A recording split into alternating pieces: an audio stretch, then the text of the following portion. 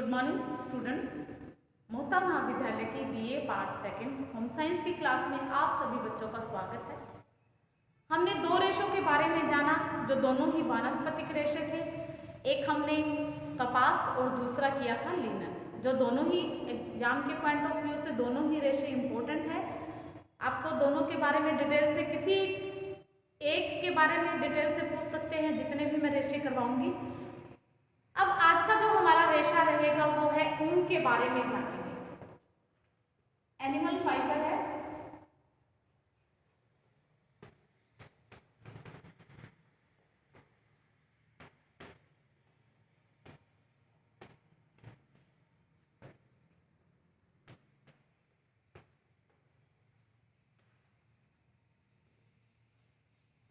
Animal fibre ऊन है वो कहाँ से मिलती है? यह प्राणिज रेशा है। प्राणिज रेशा मीन्स यह जानवरों से प्राप्त होता है, प्राणियों से प्राप्त, जैसे कि भेड़ है, भेड़, बकरी, ऊंट, खरगोश इत्यादि से यह इसकी ऊन की प्राप्ति होती है। ऊन है वो एक प्रोटीन रेशा है। हमारे प्राणिज रेशे दो ही थे, एक ऊन था, एक था रेशम, और ये दोनों ही क्या है?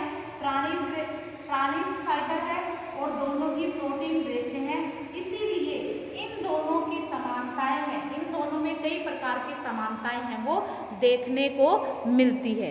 मुख्यतः जो ऊन है वो भेड़ों से प्राप्त की जाती है और रेशम है ये कीड़े से प्राप्त की जाती है। रेशम का कीड़ा होता है जिसे सिल्क वॉर्म के नाम से जाना जाता है, उससे इसकी प्राप्ति होती है।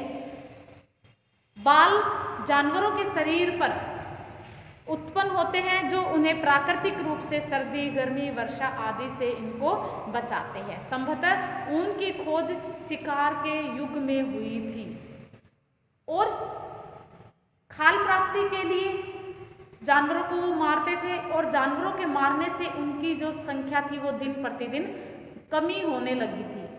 तो इतना ही नहीं कि कई विशेष प्रकार के जानवरों की तो समाप्ति भी होने लगी थी। अतः मानवों ने इस बात का प्रयास किया कि जानवरों को ना मारना पड़े, केवल उनके शरीर से जो उपस्थित बाल होते थे उनको ही काट लिया जाए और फिर उन बालों से विभिन्न प्रकार के वस्त्र बनाए जाएं। इस प्रयास के फलस्वरूप उन्होंने जानवरों को पालना शुरू किया और उनके पालन करने के बाद वो बालों को काटकर पतले धागों में बटकर उनसे बुनाई करके अथवा ताप और नमी की उपस्थिति में वस्त्र का निर्माण का कार्य है वो प्रारंभ किया गया था। तो इस प्रकार से ऊन का आविष्कार हुआ था। अब ऊन की प्राप्ति है वो कैसे, कहाँ से होती है? ऊन की प्राप्ति है वो जैसे आपको बताया है, ऊन की प्राप्ति भेड़ों से, बकरियों से, इनसे इनकी प्राप्ति होती है। ऊन की जो प्राप्ति है वो जानवरों की नस्ल, आहार, उनके स्वास्थ्य, उनकी देखरेख आदि पर निर्भर करती है। जितनी भी अच्छी प्रकार से जानवरों की देखभाल की जाएगी, उनके स्वास्थ्य का ध्यान रखा जाएगा, उनको अच्छी कंडीशन में रखा जाएगा, अच्छा एनवायरनमेंट दिया जाएगा, तो उतनी ही अच्छी प्रकार की ऊन है वो प्राप्त होती है, उतनी ही अच्छी क्वालिटी की ऊन प्राप्त होती है। अच्छी क्वालिटी की ऊन से अच्छे प्रकार के वस्त्र भी बनाए जाते हैं। ठंडे प्रदेशों में भेड़ों से प्राप्त ऊन है वो नरम होती है, कोमल होती है, महीन और लंबे होते हैं, यहाँ से जो प्राप्त होती है। उष्ण प्रदेश की भेड़ों से प्राप्त ऊन थोड़ी सी कड़ी होती है, खुरदरी होती है और ये तार के समान चमकीले, भड़कीले, इस टाइप के इनके रेशे जो होते हैं वो छोटे ही होते हैं। इनसे उत्तम कोटि के ऊन है वो ऊन से श्रेष्ठ वस्त्र बनाए जाते हैं। उनकी प्राप्ति मुख्यतः भेड़ों से होती है, परंतु कुछ जानवर ऐसे भी हैं जिनके बालों से बनाए जाते हैं, जैसे कि ऊंट है, खरगोश है, हिरण, बकरी, मृग, लोमड़ी आदि के बालों से भी वस्त्र बनाए जाते हैं। और कई विशिष्ट प्रकार के जाति के जो जानवर होते हैं उनके बालों से भी वस्त्रों को बनाया जाता है। मुख्यतः जो ऊन प्राप्त होती है वो इनमें से कुछ की हम बात करते हैं। सबसे पहले जो ऊन प्राप्ति होती है वो अंगोरा बकरी से है।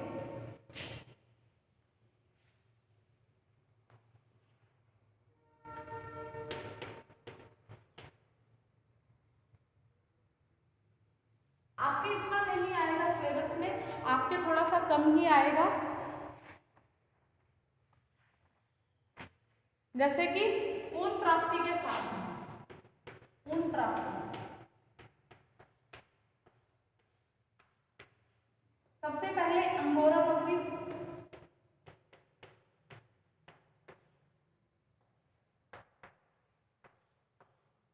अब नाम से पता चल रहा है कि ये बकरी है। अंगोरा क्या है? यह एक प्रकार की बकरी है जिसके बालों से ऊनी रेशे प्राप्त किए जाते हैं। और जो ये बकरी होती है वो अंगोरा कहलाती है। इसके बालों को मोहेर के नाम से जाना जाता है। इसके जो बाल होते हैं उनको मोहेर के नाम से जाना जाता है। मोहेर के नाम से इसके बालों को जाना जाता है। इसके जो बाल होते हैं वो सूक्ष्म, चमकीले, चमकदार, लंबे और फिसलन युक्त इसके बाल होते हैं। बालों में प्राकृतिक गोलाई विद्यमान होती है जिससे अति सुंदर उत्कृष्ट कोटि के वस्त्र बनाए जाते हैं। अंगोरा बकरी को आज से कई सौ साल पूर्व से ही टर्की में इसको पाला जाता था। इसके बालों से ऊनी वस्त्र बनाए जाते थे, परंतु टेक्सास, कैलिफोर्निया में भी इस बकरी को पाले जाने लग गया है।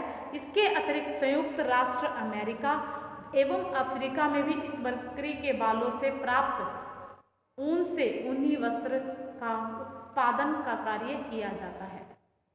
दूसरी जो है कश्मीरी बकरी।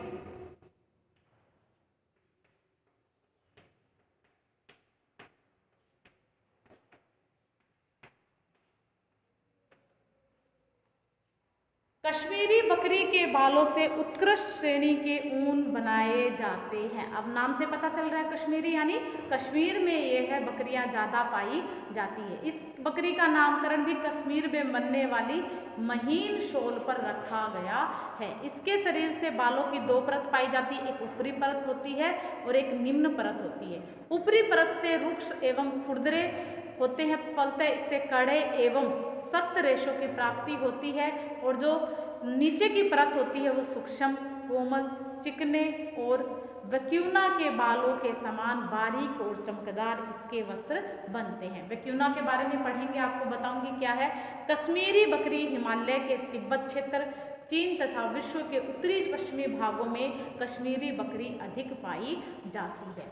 अगली है वैक्यूना। वैक्यूना बकरी,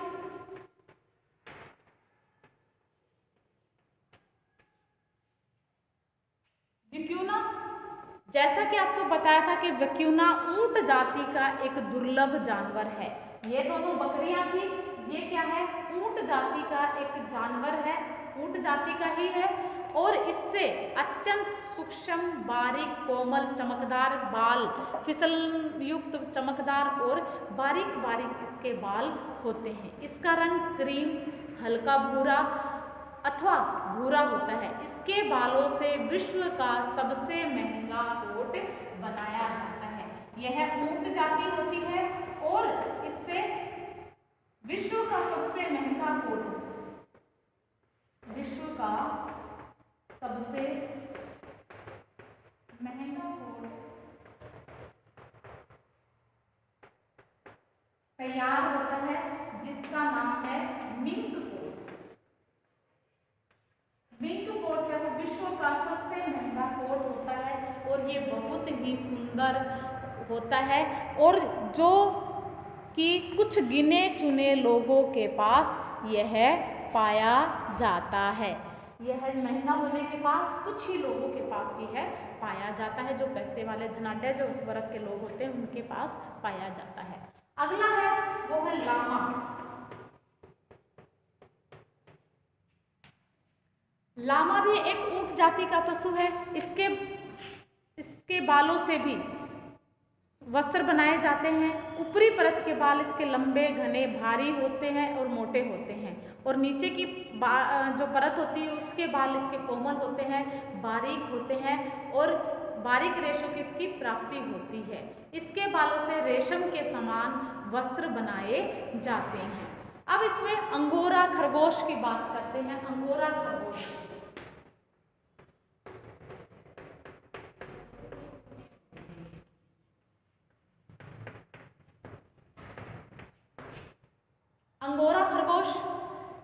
अंगोरा खरगोश है वो मुख्यतः फ्रांस में पाया जाता है। इसकी कुछ विशेष जातियां हैं जो टर्की में पाई जाती हैं। यह घरेलू किस्म का खरगोश होता है, अतः इन्हें बड़े पैमाने पर घरों में पाला जाता है। इनके रेशों से अन्य रेशों के समान मिश्रित करके बहुमूल्य वस्त्र व कोट तैयार किए जाते हैं। इसके बालों से उत्तम श्रेष्ठ श्रेणी के ऊन की प्राप्ति होती है, इसलिए इन्हें और रेशों के साथ मिलाकर इनको वस्त्र बनाए जाते हैं। अगला आ जाएगा अल्पाका। अल्पाका भी क्या है? अल्पाका मुख्यतः पेरू प्रदेश में पाया जाता है और यह जानवर है वो लामा के समान दिखाई देता है, परंतु यह लामा से थोड़ा छोटा होता है। इसके बाल लंबे, कोमल, घने और चिकने होते हैं। इनके बालों से प्राप्त रेशों की लंबाई है वो 10 से 12 इंच तक की इसकी रेशों की प्राप्ति होती है और इससे रोएदार वस्त्र व कोट बनाए जाते हैं। इसकी बालों की लंबाई 10 से 12 इंच होती है और रोएदार वस्त्र हैं वो इनसे बनाए जाते हैं। ऊंट की बात करते हैं। अगला है इसमें ऊंट। ऊंट के बारे में बात करें तो यह 2 कूब वाला ऊंट होता है, या 2 कूब वाला ऊंट होता है जो कि एशिया, चीन के उत्तरी पश्चिमी भाग में यह पाया जाता है और इसके शरीर पर उपस्थित बाल उन्हें अत्यधिक गर्मी से बचाते हैं। इसके बालों में विशिष्ट गुण होता है, ये गर्मी में त्वचा को शीतलता एवं सर्दी में गर्माहट देते हैं, गर्माहट प्रदान करते हैं। जो 2 कूब वाले ऊंट के कूब होता है ऊंट के ऊपर, इस ऊंट के ऊपर 2 कूब पाए जाते हैं जिनसे इसके अच्छे वस्त्र बनकर तैयार हो जाते हैं। अगला आ जाएगा अब ऊनी रेशों का वर्गीकरण। अब हम बात करेंगे ऊनी रेशे के प्रकार की बात करेंगे कि ये हमने ऊन की प्राप्ति कहाँ से की? अंगोरा बकरी से, कश्मीरी वक्यूना ऊंट जाति का है। इससे जो वस्त्र बनता है वो मिंक कोट बनता है, विश्व का सबसे महंगा कोट होता है। लामा है, अंगोरा खरगोश है, अल्पाका है और ऊंट है। ये इनकी ऊन की प्राप्ति होती है इनसे। और बहुत से मुख्यतः हमने कुछ की बात की है, लेकिन बहुत से जानवरों से ऊन की प्राप्ति है वो की जाती है। अब आया इसमें ऊनी रेशों के प्रकार, ऊनी वस्त्रों के प्रकार।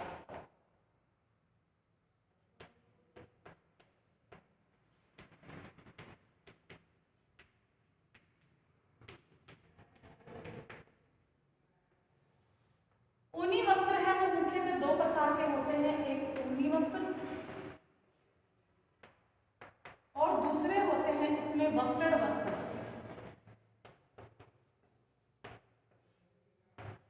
ये 2 प्रकार के वस्त्रों की प्राप्ति होती है। ऊनी जो रेशे होते हैं वो छोटे छोटे होते हैं, इस प्रकार से छोटे रेशे इसमें होते हैं। वस्त्रेड जो रेशे होते हैं वो लंबे होते हैं और समानांतर होते हैं, पैरेलल होते हैं। इसीलिए आप देख सकते हो कि ऊनी वस्त्र है वो निम्न क्वालिटी के होते हैं और जो वस्त्रेड वस्त्र होते हैं वो पैरेलल लंबे रेशों से बनाए जाते हैं, इसलिए इनसे बने वस्त्र हैं वो महंगे होते हैं और उत्तम क्वालिटी के वस्त्र हैं वो बनाए जाते हैं। तो अगर ऊनी वस्त्रों के प्रकार की बात करें तो ऊनी वस्त्र 2 प्रकार के होते हैं, एक ऊनी वस्त्र और दूसरे वस्त्रेड वस्त्र होते हैं, जिनसे वस्त्र होते हैं जिनसे क्या है उत्तम क्वालिटी के वस्त्र हैं वो बनाए जाते हैं।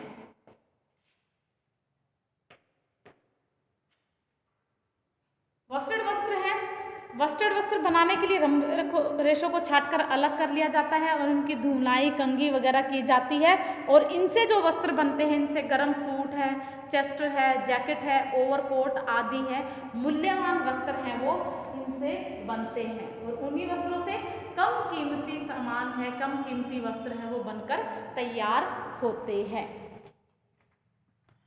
अब कई बार पूछ लिया जाता है कि ऊनी और वस्टर्ड वस्त्रों में अंतर बताइए, इन दोनों का डिफरेंस पूछ लेते हैं, यानी अंतर पूछ लेते हैं कि अंतर क्या होता है दोनों का। तो आप कैसे लिखेंगे, एक तरफ ऊनी वस्त्र, दूसरी तरफ वस्टर्ड वस्त्र लिखकर बीच में लाइन लगाकर आप बताएंगे कि कौन कौन से अंतर होता है। सबसे पहले जैसे कि बताया है, ऊनी वस्त्र हैं वो छोटे रेशों से प्राप्त होते हैं, वस्टर्ड वस्त्र हैं वो लंबे रेशों से प्राप्त होते हैं। ऊनी वस्त्रों से हल्के क्वालिटी के वस्त्र बनाए जाते हैं, वस्टर्ड वस्त्रों से अच्छी क्वालिटी के वस्त्र बनाए जाते हैं। और जो छोटे रेशे होंगे तो ओब्वियसली वो कैसे होंगे, कम मजबूत होते हैं। लंबे जो रेशे होते हैं वो अत्यधिक मजबूत होते हैं। वस्त्र जो है वस्टर्ड वस्त्र से ये जो वस्त्र होते हैं ये काफ़ी भारी होते हैं। ऊनी जो वस्त्र होंगे वो भारी होंगे, किसके कंपैरिजन में, वस्टर्ड वस्त्रों के। ये नहीं है कि भारी जो वजन में जो भारी होते हैं वो वस्त्र अच्छे होते हैं, भारी होंगे वो हल्की क्वालिटी के वस्त्र होंगे। जितने हल्के रेशों से वस्त्र बनता है वो उतना ही अच्छी क्वालिटी का और गर्म भी होता है। तो ऊनी वस्त्र होते हैं वो अपेक्षाकृत थोड़े से गर्म होते हैं, लेकिन ये भी गर्माहट देते हैं। इनके ऊपर रोए उठे होते हैं ऊनी वस्त्रों पर, वस्टर्ड वस्त्रों पर रोए वगैरह नहीं उठते हैं। इन पर जो गर्म स्त्री कम टिकाऊ होती है ऊनी वस्त्रों पर, और जो वस्टर्ड वस्त्र होते हैं इनके ऊपर जो प्रेस वगैरह करते हैं वो थोड़े लंबे टाइम तक के लिए चल जाती हैं। तो इस प्रकार से आप क्या कर सकते हो, इनके डिफरेंस के बारे में बता सकते हो कि किस प्रकार से ये, इस प्रकार से इनका डिफरेंस है। ऊनी वस्त्रों से स्वेटर है, बनियान है, शॉल है, पुलोवर, कंबल, कार्डिगन, फ्लैनल, होजरी के सामान आदि इनसे तैयार किए जाते हैं। और जो वस्टर्ड वस्त्र हैं इनसे अत्यधिक मूल्यवान वस्त्र बनाए जाते हैं, जैसे गर्म सूट है, चेस्ट है, कोट है, ओवरकोट आदि इनसे बनाए जाते हैं। तो ये इनकी हमने ऊनी वस्त्रों के प्रकार की बात की। अब हम आगे इसके बात करते हैं ऊन का उत्पादन है वो किस प्रकार से किया जाता है, ऊन की प्राप्ति है वो किस प्रकार से की जाती है।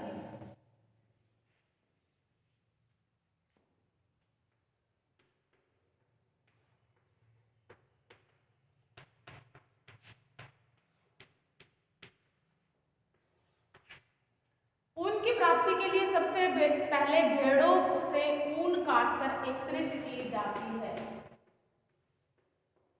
भेड़ों से या जहां से भी ऊन लेनी होती है, भेड़ों से ऊन काटकर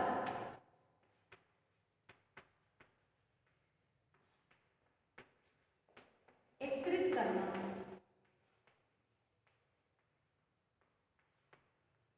ऊन काटकर इनकी प्राप्ति की जाती है। सबसे पहले भेड़ों के शरीर से ऊन काटकर अलग की जाती है और ऊन की कटाई से पूर्व भेड़ों को पहले अच्छी प्रकार से साफ पानी से इनको नहलाया जाता है और उसके पश्चात कीटाणु युक्त पानी से इनको धोया जाता है। फिर ऊन काटकर उतारने का कार्य है वो दो प्रकार से किया जाता है, जैसे कि हाथ द्वारा कटाई की जाती है और दूसरा मशीन द्वारा इनकी कटाई की जाती है। तो दोनों तरीकों के द्वारा आजकल जो ये काम है, पहले हाथों के द्वारा होता था, आजकल जो ये काम है ये मशीनों के द्वारा होने लग गया है। अब क्या करते हैं, इसमें ऊन कटाई के बाद में छटाई और श्रेणीकरण का कार्य करते हैं। छटाई और श्रेणीकरण।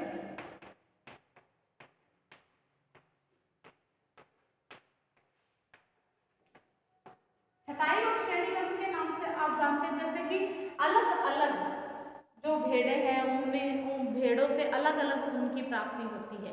किसी भेड़ से अच्छी क्वालिटी की ऊन प्राप्त होती है, किसी से लो क्वालिटी की ऊन प्राप्त होती है, किसी से लंबे रेशों की प्राप्ति होती है, किसी से छोटे रेशों की, किसी के कलर में डिफरेंस आ जाता है।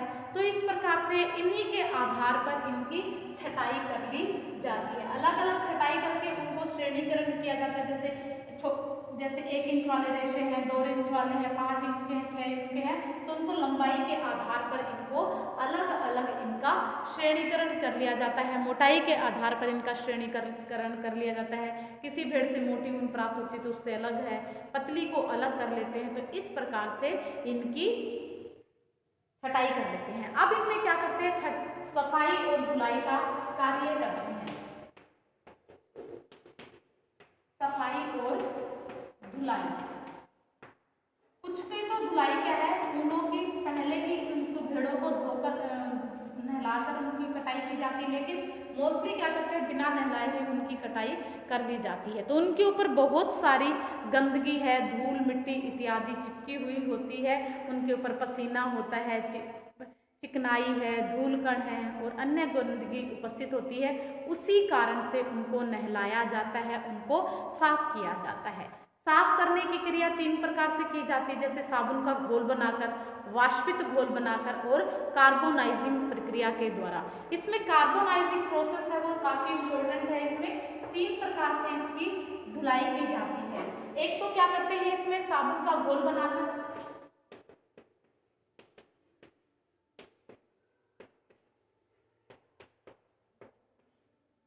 वाष्पित घोल बनाकर,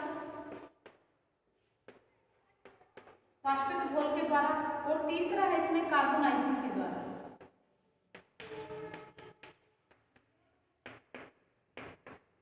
कार्बोनाइजिंग प्रोसेस के द्वारा, ये जो प्रोसेस है ये मोस्ट इंपोर्टेंट है, बहुत बार एग्जाम में पूछ ली जाती है कि कार्बोनाइजिंग किसे कहते हैं। अब साबुन का घोल में क्या करते हैं, धुलाई की यह क्रिया मशीनों द्वारा संपन्न होती मशीनों से की जाती है। मशीनों में स्वचालित रैक लगे होते हैं जो ऊन की घोल में डुबो कर अच्छी प्रकार से निचोड़ कर इनकी सफाई कर देते हैं। वाष्पित घोलक द्वारा धुलाई, इसमें क्या किया जाता है, इस विधि द्वारा रेशों में उपस्थित जो चिकनाई है उनको हटाया जाता है। इसके लिए वाष्पित घोल जैसे कि बेंजीन है, पेट्रोलियम है, नेफ्था कार्बन टेट्राक्लोराइड है, इनका घोल बनाकर ऊनी जो रेशे होते हैं इन सब का घोल तैयार करके ऊनी रेशों को इनके अंदर डुबो दिया जाता है, जिससे जो चिकनाई होती है वो इसके अंदर घुल जाती है और फिर रेशे हैं वो साफ चमकदार होकर बाहर निकल जाते हैं। अब आ जाएगा कार्बोनाइजिंग प्रोसेस जो होती है, इसमें क्या किया जाता है, उपरोक्त दोनों विधियों से अगर रेशों की सफाई नहीं होती है, उनमें प्राकृतिक अशुद्धियाँ रह जाती है, तो उनको कार्बोनाइजिंग प्रोसेस के द्वारा दूर किया जाता है। इसमें केमिकल्स का प्रयोग किया जाता है, जैसे कि H2SO4 का प्रयोग किया जाता है। इसमें H2SO4 और इसमें HCl हाइड्रोक्लोरिक अम्ल और इसके अंदर सल्फ्यूरिक अम्ल का प्रयोग किया जाता है। सल्फ्यूरिक अम्ल और हाइड्रोक्लोरिक अम्ल का प्रयोग इसमें किया जाता है, इन दोनों का घोल बनाया जाता है और यही जो प्रक्रिया होती है वो कार्बोनाइजिंग प्रक्रिया होती है। यानी उपरोक्त दोनों विधियों के द्वारा जब सफाई नहीं हो पाती है तब कार्बोनाइजिंग प्रोसेस का प्रयोग किया जाता है। 2 केमिकल्स का प्रयोग किया जाता है, इसमें सल्फ्यूरिक एसिड का प्रयोग किया जाता है और हाइड्रोक्लोरिक एसिड का प्रयोग किया जाता है। तो हाइड्रोक्लोरिक इन दोनों के द्वारा इससे सभी प्रकार की जो अशुद्धियाँ होती हैं वो धुल जाती हैं, अच्छे से साफ हो जाती हैं और रेशे होते हैं वो स्वच्छ और हल्के हो जाते हैं। अब इनको धोने के बाद में अच्छी प्रकार से इनको सुखाया जाता है। सुखाना होता है। सुखाने में क्या करते हैं, ऊन की धुलाई के पश्चात इन्हें सुखाया जाता है। ऊन को पूर्णतः नहीं सुखाया जाता है, बल्कि इसमें 12 से 16% तक आर्द्रता यानी नमी इसके अंदर रख लेते हैं और रेशों को भाप के द्वारा सुखाया जाता है और इन प्रकार से जो रेशे होते हैं वो मुलायम हो जाते हैं, लचीले हो जाते हैं और उनमें चमक बन जाती है। अब इनको क्या करते हैं, रेशों को साफ करने के बाद में, सुखा लेने के बाद में इनके ऊपर तेल लगाया जाता है। तेल लगाना, ऑयलिंग करते हैं इसमें। अब कई बार पूछ लेते हैं कि तेल लगाने की जो प्रक्रिया है वो किसमें की जाती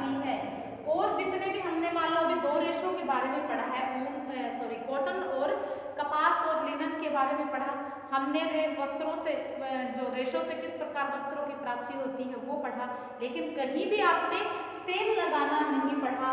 कार्बोनाइजिंग प्रोसेस है, इसकी अलग है, देखो कार्बोनाइजिंग प्रोसेस है इसके अंदर, तो इस प्रकार से क्या है पूछ लिया जाता है, जैसे कार्बोनाइजिंग किसके अंदर होता है, क्या होता है, तेल लगाना जो प्रोसेस है वो किसके अंदर होती है और क्यों होती है। तो तेल जो उपरोक्त प्रक्रिया के पश्चात रेशों में क्या हो जाता है, जो हमने सुखाया है, तो सुखाने के बाद में रेशों में थोड़ा सा कड़ापन आ जाता है, सूखापन आ जाता है, और इसी वजह से फलतः वो थोड़े से कुछ अंश तक वो रेशे होते हैं वो कड़े हो जाते हैं। तो आगे की प्रक्रिया को करने के लिए ये रेशों में हल्की सी इस प्रकार से क्या है सूखने नहीं पाए, इस प्रकार से सूखने से ऊन में इनमें क्या किया जाता है, तेल का प्रयोग किया जाता है। इसलिए रेशों पर जैतून का तेल है, ग्लिसरीन है, सूअर की चर्बी लगाई जाती है और लगाकर इनको 2 सप्ताह तक छोड़ दिया जाता है, जिससे रेशों में नरम एवं चिकनापन आ जाता है। तो इस प्रकार से रेशों को तेल में सुखाकर फिर उन पे तेल लगाया जाता है। तेल लगाने के बाद में इसको मिश्रित किया जाता है।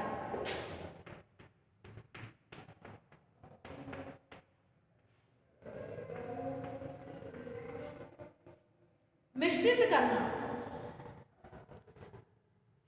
ब्लेंडिंग की जाती है। इस प्रक्रिया द्वारा विभिन्न किस्म के ऊनी रेशों को मिश्रित किया जाता है ताकि ऊन की मजबूती को बढ़ाया जा सके। जैसे कि छोटे रेशे होते हैं उनके अंदर थोड़े लंबे रेशों को मिला दिया जाता है, मोटे रेशे होते हैं उनके अंदर अच्छी क्वालिटी वाले जो रेशे होते हैं उनको मिक्स कर दिया जाता है, ताकि जो एक रेशे में जो कमी है उसको छुपा दिया जाए और दूसरे रेशे में जो उसकी गुण है वो उसके अंदर आ जाए, और जिससे रेशों की मजबूती, चमक, लचीलापन वो सारा है वो रेशों के अंदर आसानी से मिल जाए। कभी कभी इनमें कपास के रेशे भी मिला दिए जाते हैं उनके अंदर।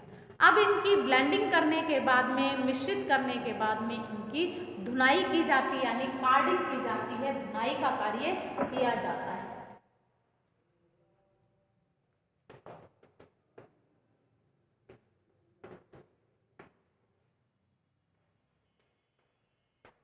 धुनाई का कार्य किया जाता है। इसमें रेशों की धुनाई के पूर्व यह निश्चित कर लिया जाता है कि किस प्रकार के वस्त्र बनाने हैं, क्योंकि ऊनी एवं वस्त्र निर्माण प्रक्रिया दोनों अलग अलग है। पहले ही डिसाइड कर लिया जाता है कि किस प्रकार के रेशे बनाने हैं, तो उसी विधि से, उसी के द्वारा इनको इनकी जो कार्डिंग है यानी बुनाई है वो की जाती है। अगर ऊनी वस्त्र बनाते हैं तो उन्हें जिन रोलर्स के बीच में से निकाला जाता है उनके उनमें दांत लगे होते हैं, इसी से रेशे फंसकर खिंचकर निकल जाते हैं और धूल कण, गंदगी वगैरह जो अशुद्धियाँ होती हैं वो दूर हो जाती हैं, और जो रेशे होते हैं वो आंशिक रूप से, थोड़े से, ज़्यादा तो नहीं लेकिन कुछ रूप से क्या है वो समानांतर हो जाते हैं।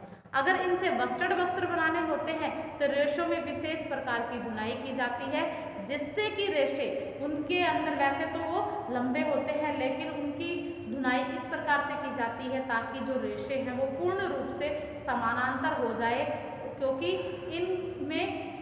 इन पर अधिक ऐंठन देनी पड़ती है। वस्त्र जो वस्त्र होते हैं उन पर ऐंठन अधिक देनी पड़ती है, तो इस बात का ध्यान इसके अंदर रखा जाता है।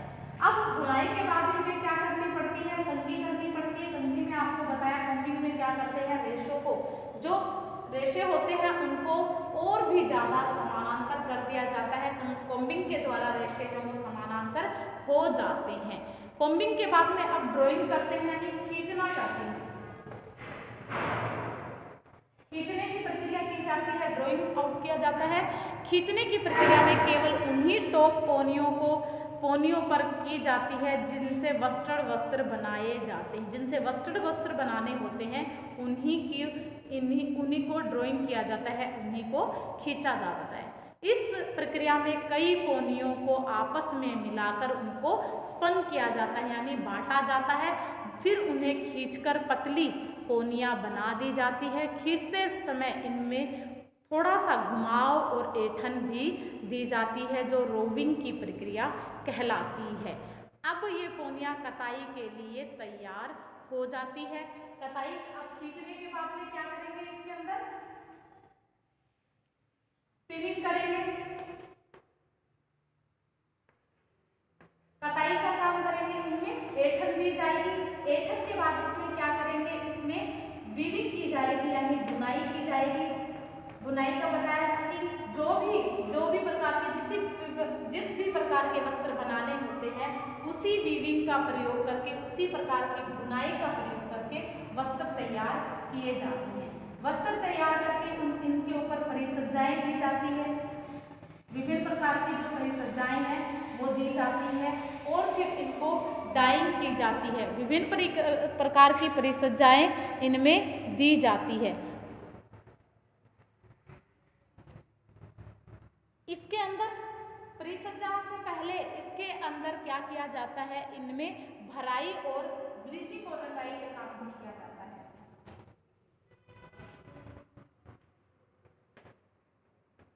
भराई का काम, फिर इसमें ब्लीचिंग का काम किया जाता है।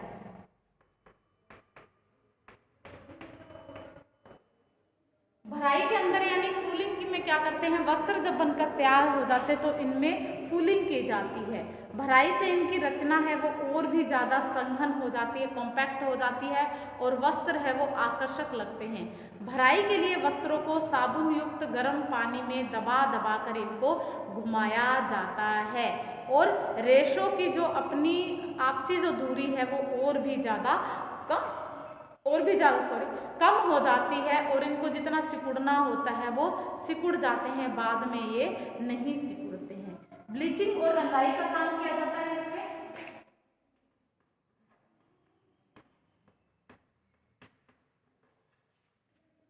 वस्त्रों में ऊनी वस्त्रों की धुलाई के पश्चात इनमें पीलापन दूर करने के लिए ब्लीचिंग की जाती है, सफेदी लाने के लिए। और इसमें ब्लीचिंग के लिए इसमें हाइड्रोजन पैरा ऑक्साइड, इसके लिए उत्तम जो ब्लीचिंग एजेंट है उसका प्रयोग किया जाता है। तीव्र विरंजक के प्रभाव से ऊनी रेशे कमजोर हो जाते हैं, इसलिए हाइड्रोजन पैरा ऑक्साइड जो ब्लीच है वो ऊनी रेशों के लिए उपयुक्त मानी जाती है। और ऊन की रंगाई के लिए गहरे एवं चटक रंगों का प्रयोग किया जाता है। हल्के लाइट कलर से ऊन को सुंदरता प्रदान करते हैं। मोस्टली इनके ऊपर डार्क कलर ज़्यादा अच्छे लगते हैं, चटक कलर अच्छे लगते हैं, लेकिन लाइट कलर से भी वस्त्र हैं वो सुंदर बनते हैं। लास्ट में इसमें परिसज्जा एवं परिष्कृति की जाती है, यानी इन ऊनी वस्त्रों को सुंदर, आकर्षक, सौंदर्यमय एवं दोष मुक्त बनाने के लिए विशेष प्रकार की परिसज्जाएं हैं इसमें दी जाती हैं। इसके अंतर्गत निकले हुए रेशों पर गांठों को काटा जाता है, जैसे कि गांठें निकल जाती हैं। वस्त्रों को सिकन रोधी यानी रिंकल्स रेजिस्टेंस फिनिश दी जाती है और इसको इस प्रकार से क्या है, इनकी काफ़ी सारी जो परिसज्जाएं हैं वो दी जाती हैं। तो ये हो गए हमारी ऊनी रेशों की प्राप्ति। किस प्रकार से हमने की, ऊनी रेशों की प्राप्ति के लिए भेड़ों से ऊन को काटकर एकत्रित किया, फिर उनकी छटाई और उनका श्रेणीकरण किया, सफाई और धुलाई की। सफाई और धुलाई में आपको बताया 3 प्रोसेस बताए, साबुन का घोल, वाष्पित घोल और कार्बोनाइजिंग, जो कि इम्पोर्टेंट है। फिर हमने इसको घोल इनको क्या करा, सुखाया, सुखाकर इनको क्या किया, थोड़ी सी ऑयलिंग की, तेल वगैरह लगाया कड़ापन वगैरह दूर करने के लिए। फिर इनको ब्लेंड किया, मिश्रित करने के बाद में इनकी कार्डिंग की, धुलाई की, फिर इनकी कॉम्बिंग करते हैं, खींचना, ड्राइंग आउट किया, स्पिनिंग करते हैं, इनकी वीविंग करते हैं, भराई का काम, फूलिंग का काम किया जाता है, ब्लीचिंग और रंगाई की जाती है, लास्ट में इनकी परिसज्जा या परिष्कृतियां की जाती है। इस प्रकार से ऊनी रेशों की प्राप्ति होती है। तो आज के लिए इतना ही। Okay, bye, have a nice day.